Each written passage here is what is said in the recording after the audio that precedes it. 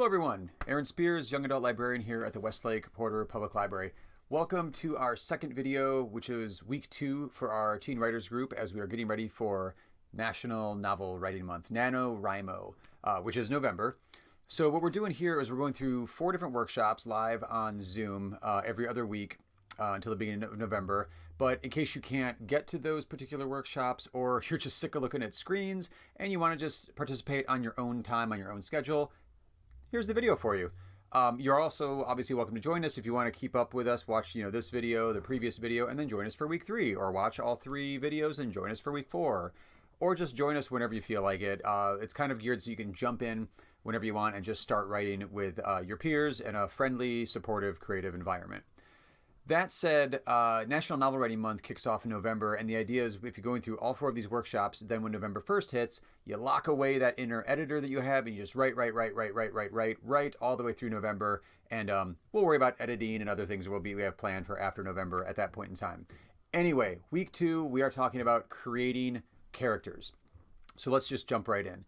The first exercise we have is going to be a 2-minute warm-up exercise, and this is exploring a favorite character. What you want to do is think about a book you've read, a book that you love that has a great character. It could be a film if you want as well. You want to focus on the character this time, though. We're not going to focus on the story as much.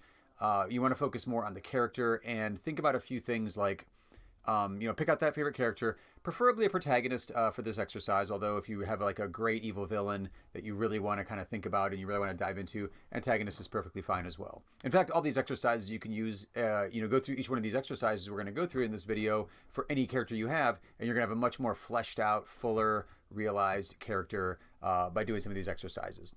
So in this case, so you've got that favorite character in mind, and then you want to go ahead and think about what about that character is striking to you? What made that character really connect with you? Just do it as a list, do it as a brainstorming, grab your piece of paper and just draw this one here and draw an arrow here and just brainstorm all over the page. What really drew you to this character? What made the character feel real to you? What made you connect to the character to the point where it is a favorite character of yours? Just brainstorm, open brainstorming. Why did this character that you're thinking of speak so specifically to you? What connected you to that character so intensely? 2 minutes on the clock. Start writing.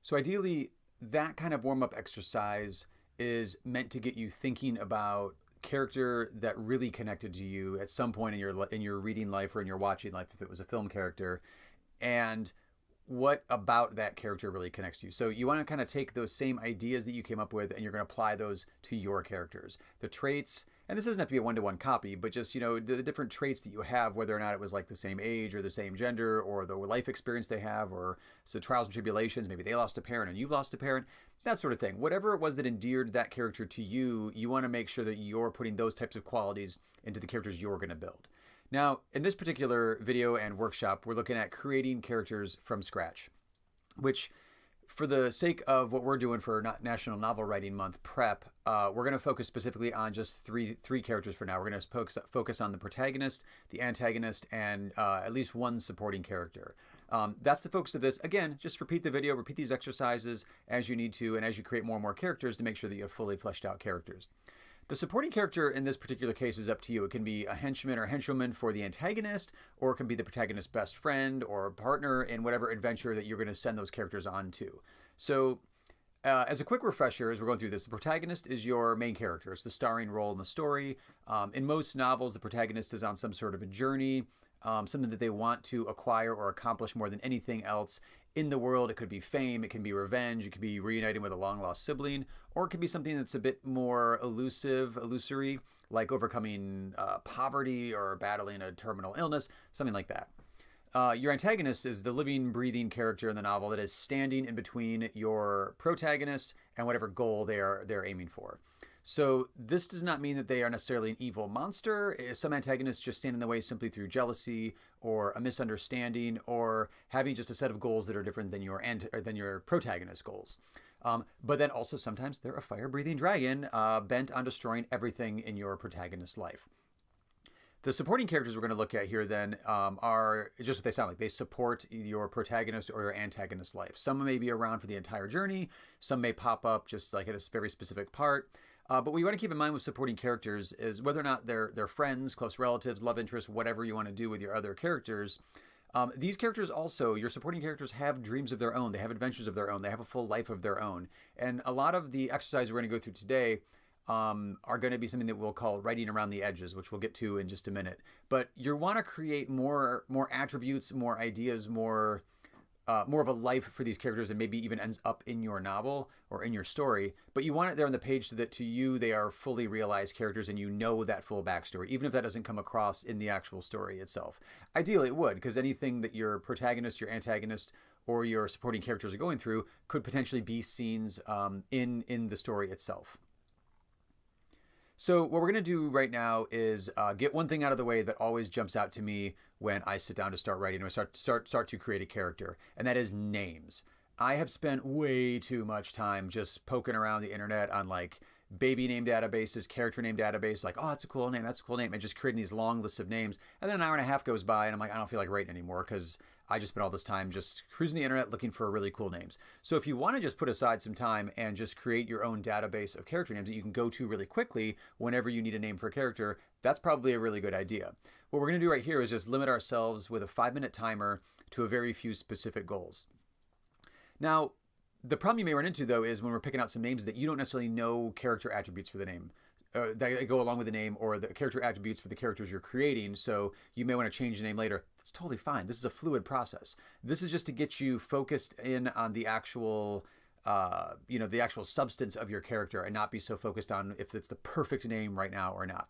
So this exercise will give us a quick go-to list of character names that we can use to just keep moving along on the creative writing process and not get bogged down and like, is that the most perfect character name? You can figure out the perfect character names afterwards. We just need a names right now that we can use to attach to specific characters we're going to start creating. So if you look at the links below me here, there's a few ones, or if you want to just go to them by typing them in. If you head over to babynames.com, it's a website for parents who are expecting or need a name for something. We've used it for naming pets over the years as well. It's just a great database of names that you can sort by all kinds of different ways. There's baby name generators, there's random name generators, there's most popular names throughout the years. Like the novel I'm going to work on for National Novel Writing Month this year is set in the mid-1990s in a high school theater environment. So I went back and looked at popular names from the early 80s because that's when these characters would have been born. So if you want to set if your novel is set in 1840s England, go back and look at what popular names were of that time period. It's a good way to go about it.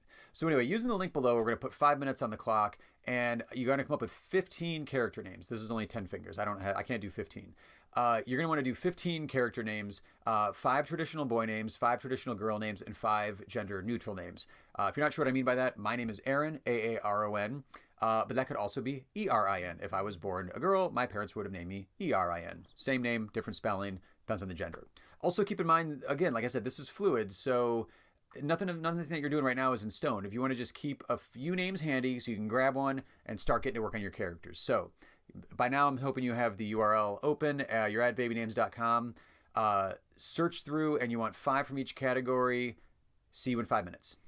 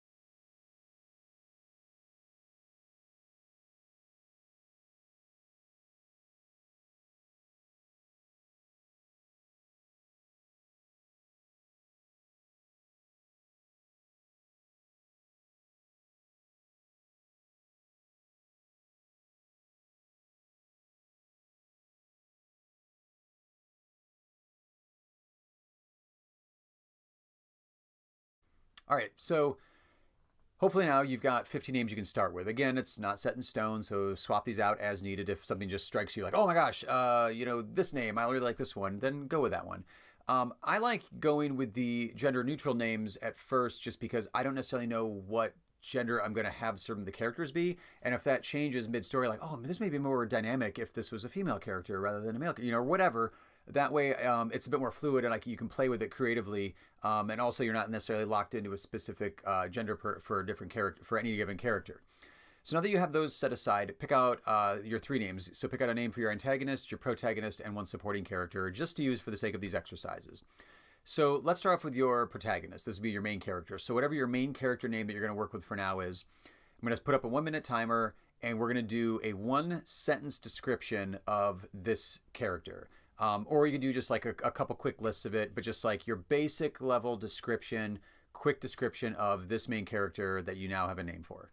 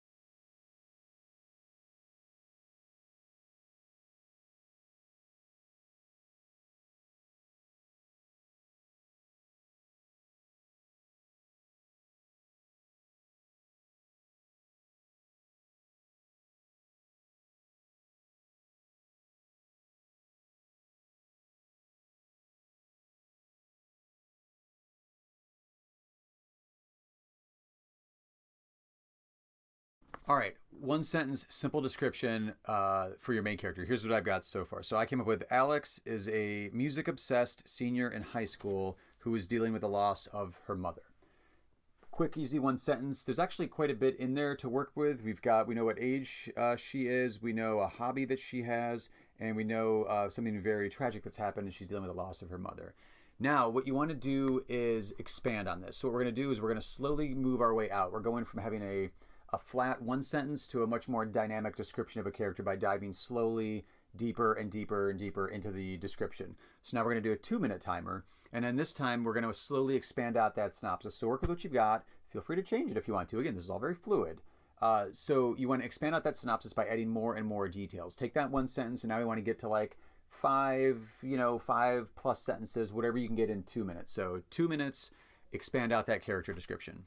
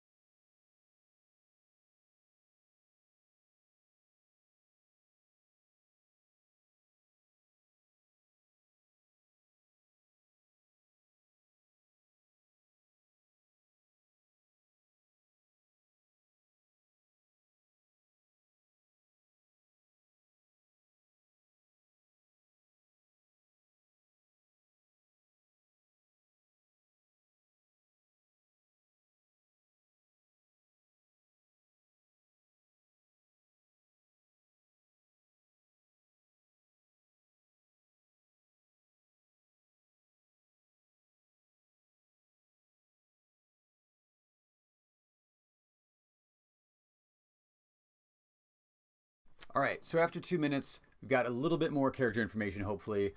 Just for the sake of example, here's what I got. So I expanded out the Alex being a senior in high school, music obsessed, dealing with the loss of her mother. So I've expanded that out now. And again, you're allowed to change things. So I did change a few things. I expanded it out to be Alex is a music obsessed writer in her senior year of high school, dealing with the divorce of her parents. She lives with her dad and has no idea where her mom went. She works backstage in her school's theater department, terrified of being out in the spotlight. So a few of those things changed there. I went from dealing with the death of her mother to now just like gone. I thought, well, maybe it'd be more interesting to explore ideas of abandonment where like your mother isn't permanently gone, just out there somewhere and you don't know where. So I also expanded out a little bit more the setting, the theater department of her high school, living with her dad. So now you have an interesting dynamic of an adolescent girl going through all the changes that happen as she moves into adulthood, and her support structure at home is her dad and not her mom. So there could be some interesting conflict we can explore there as well. So the idea with this, is you want to have structured bits of time to really force you to get creative as quickly as possible. There's nothing wrong with sitting down for 15 minutes and just brainstorming and think about what direction you want to take a character in. But by setting like a 1-minute timer, a 2-minute timer, I usually go up to 5 minutes. So I'm not going to keep going now. You get the idea. So we did a 1-minute timer, a 2-minute timer, keep expanding it out. Next would be 3-minute timer, keep expanding. 4-minute timer, keep expanding. Go to 5 minutes, keep expanding even further. By the next thing you know, you've got like 3 pages of notes on this character and what they're doing. And also, like I mentioned before, already in here, I've got several scenes that I could be exploring just within that character description and brainstorming for 2 minutes. So on to the next activity for this particular exercise. I'm going to two different investigations. First one is called This or That. These are 30 seconds each, so get yourself a blank piece of paper or your phone or whatever you're using to write with, and you're going to want to do these real quick. The idea here is to keep it's a quick moving game where you put yourself in the headspace of your main character. So stick with the one you're already working on for this sake, because we've already been kind of fleshing out this character. And I'm going to read off a list of this or that style questions. These are kind of basically their moral decisions that you're going to make based on what you think your character would do. Again, don't worry, it's very fluid. This is just to kind of get ideas going. You may look at this in 15 minutes and be like, oh, that's a terrible idea. That's out the window. But hopefully you'll get some good ideas, maybe even some scene ideas, but you're going to get a lot fuller idea of what your character is going to be like and their personality type. Now, this also, I need to mention, applies to any genre, and it really provides great backstory and insight to your character that you may not necessarily be using in your novel, like we said before, but it'll help you in your writing because you're going to know your character very well. So like if you're writing a fantasy novel and one of the questions is like, what's their favorite pizza? Like, well, maybe pizza is not a thing there in their world, but it gives you insight into their decision-making process. So if you said like green peppers, like, oh wait, maybe my fantasy character would be a vegetarian. Is that a thing in this world? Is that something they can worry about? Is that a choice they have? So no matter what genre you're writing, these are interesting, I think, moral questions that are going to get you thinking about what your character's perception and moral compass within their fictional world is going to be. So again, each one of these, we'll do 30 seconds. We'll throw out the this or that, write down your answer, and then we'll be on to the next one. Your character is heading out for an activity. Do they go alone or do they go in a group?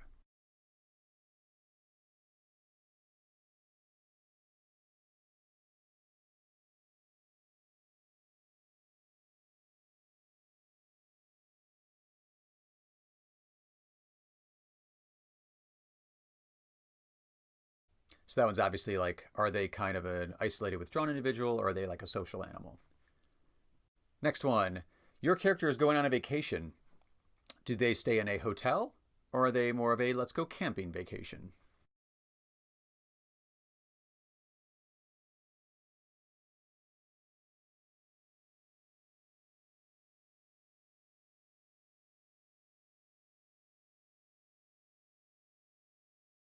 So that one, it's, the amenities of modern life, whatever that means in this setting for your novel, or are they more rustic and outdoorsy? Up next, your character is at a party.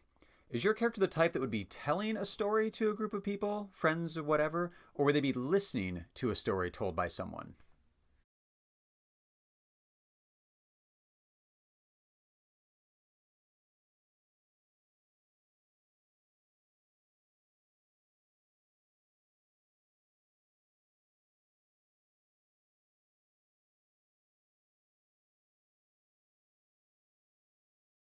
So that one's, again, a different version of an introvert extrovert kind of style there. Also, if they're at a party with a bunch of friends or a bunch of strangers, then maybe they would be acting differently. Next one.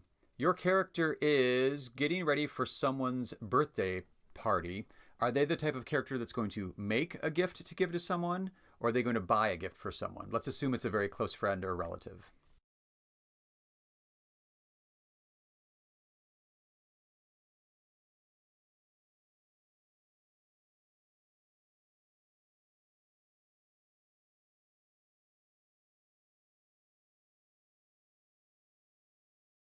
So that gets into questions of, are they a crafty person that they want to make something very personal and know someone?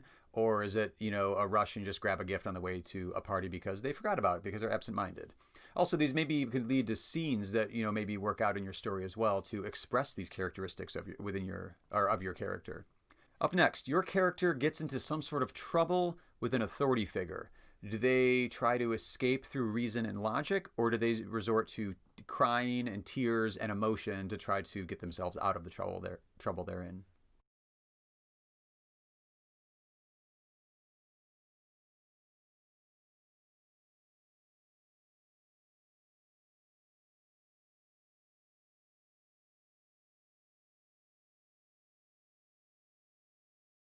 So that one can kind of open up ideas of, do they feel like they can reason and rationalize their way out of intense situations when they're in trouble, or do they revert to emotional, let's say, manipulation to get out of trouble? Next up, your character is escaping through music, rough day or whatever. They need to let off some steam. Are they the type of character that's going to be listening to music, or are they going to be playing music? Like, do they know an instrument, or are they just going to be listening to music?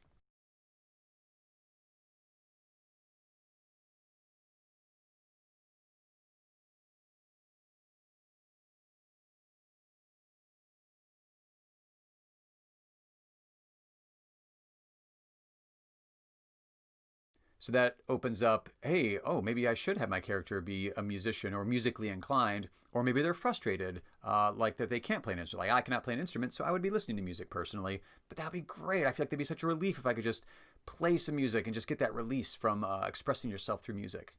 Up next, your character is explaining an idea to someone, a complex idea. Are they the type that's going to make a list to do bullet points and explain this complex idea, or would they make a collage?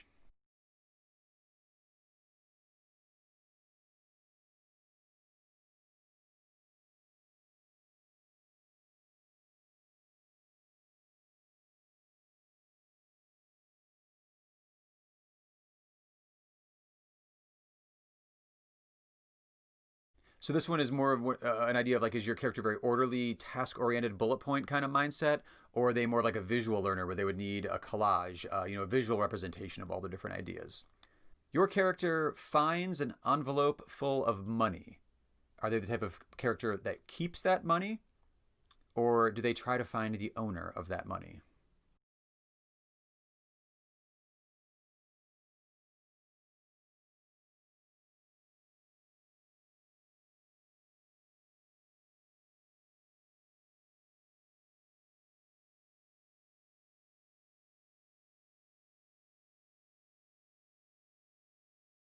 So that can also open up a can of worms. If they keep the money, do they use that money that's new to them to benefit the society at large? Do they keep it to spend on themselves? So there's even like fractured ideas that you can go down and follow through based on the answers that you have as well. Last one. Your character is writing something. What is their writing style? Are they going to write poetry, or are they going to write a narrative story?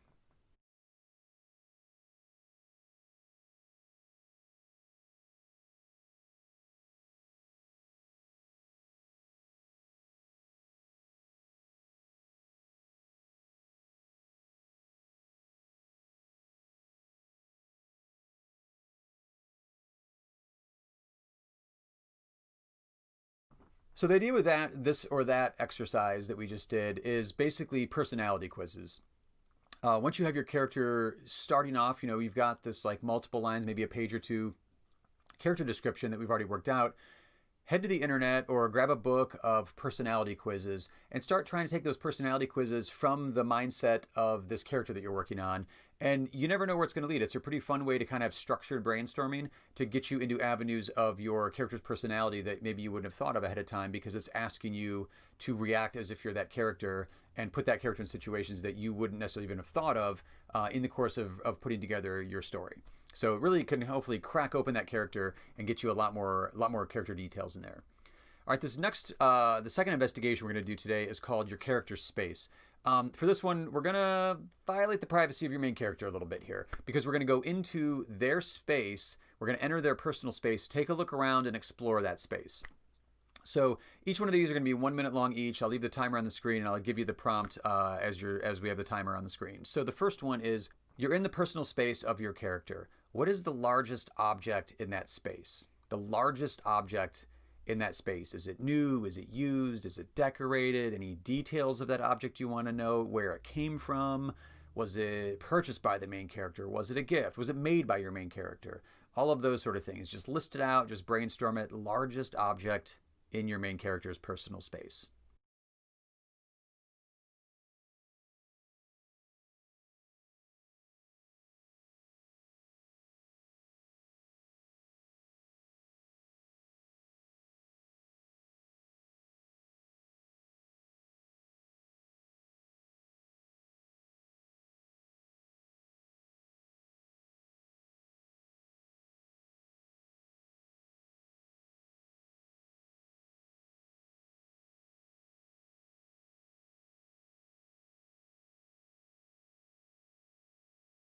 All right, number 2. What is your character's favorite object in their personal space, in their room? We'll just assume it's a room.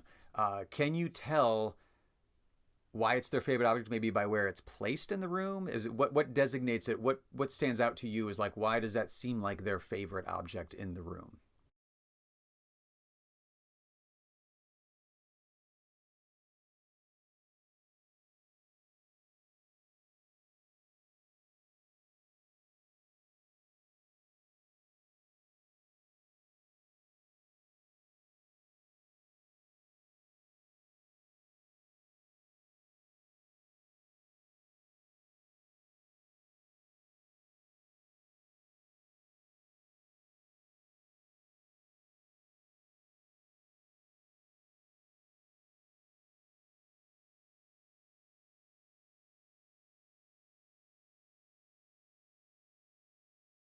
Number 3. What's one object that seems very out of place in the room, in the space? What makes it seem out of place, and why do you think your character has kept this object if it seems out of place and maybe feels like it doesn't belong?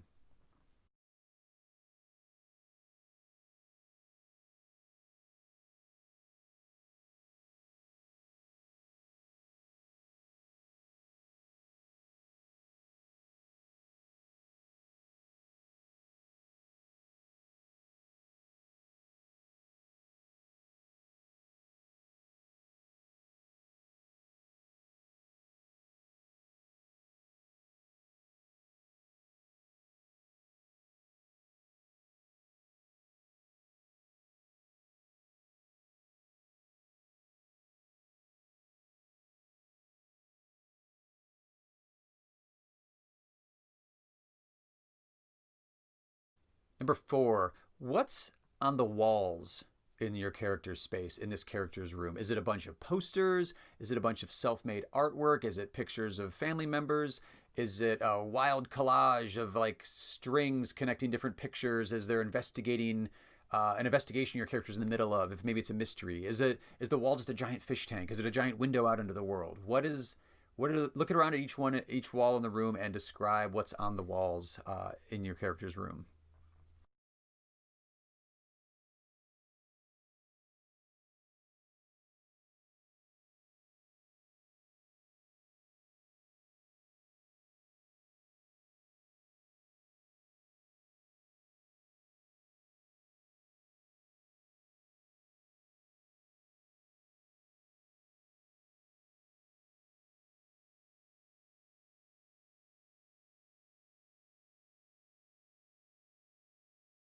Number 5, last one.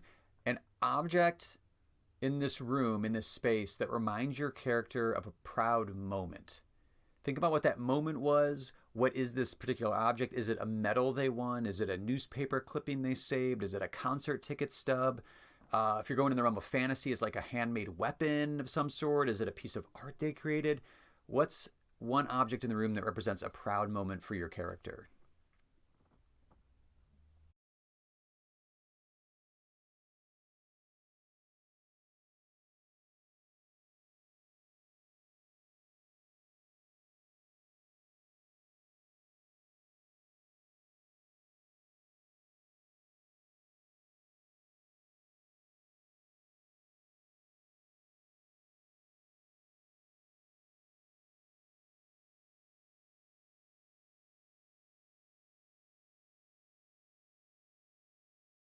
So all of those five questions, those things exploring your character space, are potential backstory scenes for your novel that can really flesh out your main character, give you some good, expository scenes to show like, oh, my character. The one object that they're most proud of in the room, that may lead to an interesting scene where you see how that object came into their life in the first place, that sort of thing.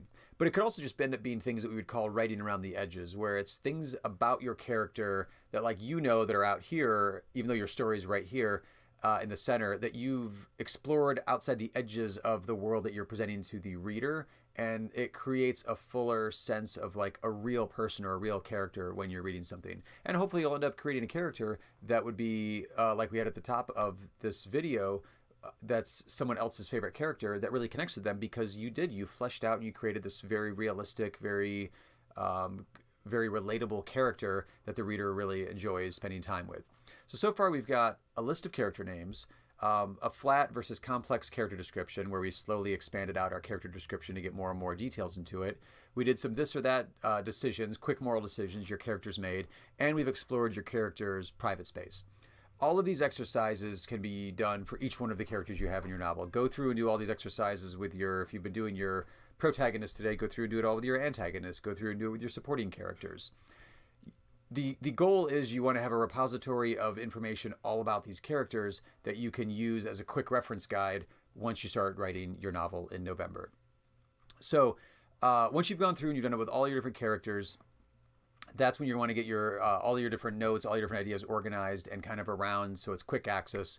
So when you're writing your novel, you don't have to spend a lot of time going back pages and pages or trying to find that computer file. Keep all your character stuff well organized as you build it so that it's your quick reference library once you get to a spot in your story where like, oh, what would my character do? Hey, there was that thing. Oh, yeah, there it is. And then you can just plop that into your story and you just keep writing. So for our last exercise today, let's stick with the character you've been working with, and we're going to do a character interview. So see the link here somewhere at the bottom. There's going to be a character questionnaire, character interview, and we want you to answer these again on behalf of your character. So the one thing you'll notice with these questions is that, once again, some of them are modern. So if you're not, maybe most of you aren't writing a modern set story, maybe you're writing a historical fiction novel, maybe it's a futuristic fiction, whatever, you still answer them. Yes, the questions of like favorite food or movie, those things may not exist in the world that you're building, but you can often tell certain aspects of someone's personality, even in real life, based on what media they're consuming, what food they're consuming, what activities they enjoy, that they are up to. So put 5 minutes on the timer. It's a long character questionnaire, so it's not going to get done in 5 minutes. But the idea is you want to go quick and don't think about it too hard, just the first things that come to your mind. Don't feel like you have to rush through and fill out everything at once. If you are sitting there and you get to the third question and it takes you more than a few seconds, just go on to the next one. And then if you skip a whole bunch, you write in some of them, you get to the end before 5 minutes, just go back and look at the ones you skipped, and we'll meet up again here in 5 minutes.